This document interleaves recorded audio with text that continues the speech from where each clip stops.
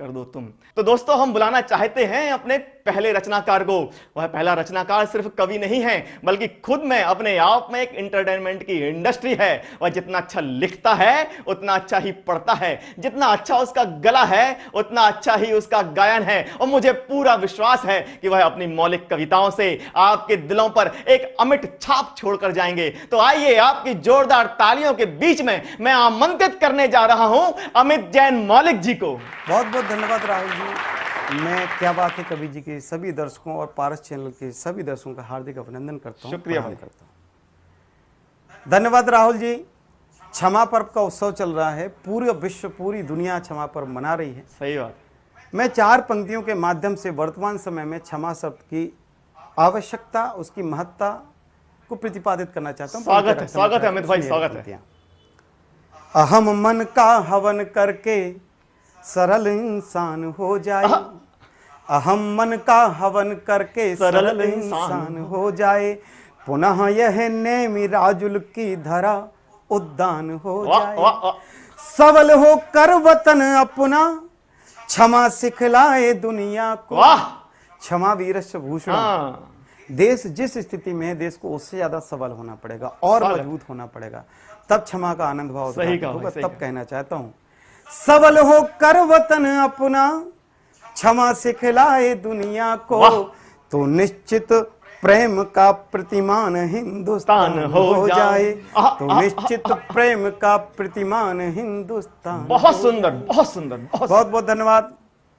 एक छंद के माध्यम से जैन धर्म की सार्वभौमिकता, जैन धर्म की सर्वश्रेष्ठता और जैन साधु संतों की उत्कृष्टता को मैं प्रतिपादित करना चाहता हूं। स्वागत है मेरे भाई। छंद रखता हूं, सुनिएगा कि जैसे फूल और खार, जैसे नाव जलधार, जैसे फूल और खार, जैसे नाव जलधार, वैसे ही सुयोग में वियोग सन्निधान है। कि जैसे थोता और सार स्त्रियां लेती निखार, जैसे थोता और सार स्त्रियां लेती निखार, उस प्रकार देह में विदेह का विधान है। कि ना तो मोह ना ही मान, व्योम का है परिधान, ना तो क्रोध ना ही मान, व्योम का है परिधान, इसीलिए जैन संत सबसे महान है।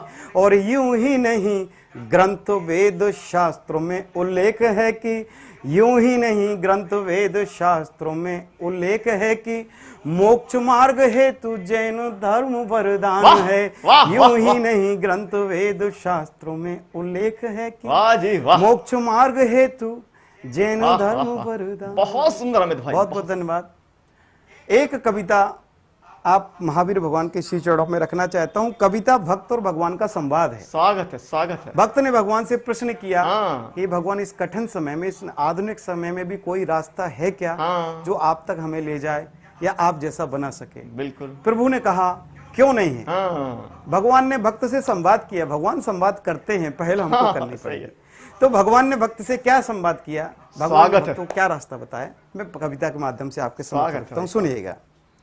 अनुवेशक बन अनुवेशिक करो, अनुवेशक बन अनुवेशिक करो, निज का निज स्थित हो जाओ, समता संयम का स्रोत बनो तुम और व्यवस्थित हो जाओ, प्रतिमान प्रमाणित बन सकते परिमल परिणाम बनाओ, तो अवसाद अहम अतिचारों से तुम यदि विलग हो जाओ, तो तुम यदि विलग हो जाओ, तो भंगुरता से नश्वरता से, भंगुरता से नश्वरता से यदि हृदय क्षुब्ध हो जाएगा, यदि हृदय क्षुब्ध हो जाएगा, हिय में हिलोर उठ जाएगी, मन मगन मुग्ध हो जाएगा, मन मगन मुग्ध हो जाएगा, मन मगन मुग्ध हो जाएगा।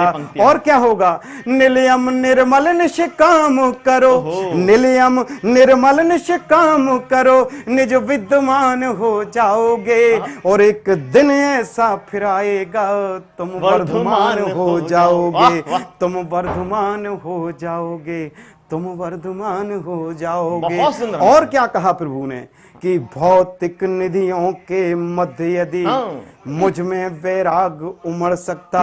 भौतिकवाद तुम्हारे साथ नहीं है भक्त, भौतिकवाद हमारे साथ भी था और चरम पर था कि भौतिक निधियों के मध्य यदि मुझ में वैराग उमड़ सकता, सर्वत्र सुलभ सुख साधन से मैं निर्मोही बन लड़ सकता, मैं निर्मोही बन लड़ सकता। संकेतों पर सब रास रंग अनुरंजन करने बैठे थे, बल वैभव महल महत्ता सब तत्पर थे और अनूठे थे, तत्पर थे और अनूठे थे। पहचान गया दारुण हेतु, पहचान गया दारुण हेतु, विप्लव में सांसें घुटती थी और सम्यक तो परम पद पाने को एक लहर हृदय में उठती थी, एक लहर हृदय में उठती थी। संशय फिर रंच नहीं आया, तत्क्षण कर त्याग जमाने को, बह चला हवा जिस ओर चली, पग उठे नया पथ पाने को, कि दृढ़ता संयम से पाविष्ट तुम मधुर गान हो जाओगे और एक दिन ऐसा फिर आएगा तुम वर्धमान हो जाओगे, तुम वर्धमान हो जाओगे, तुम वर्धमान हो जाओगे, तुम वर्धमान हो जाओगे। बहुत अच्छा, बहुत अच्छा, बहुत सुंदर अमित भाई, बहुत प्यारा। तो ये थे अमित जैन मौलिक जी, जिन्होंने भक्त और भगवान के बीच का संवाद इतनी अच्छी तरीके से रखा कि मजा ही आ गया। तो अब तो कहना ही पड़ेगा कि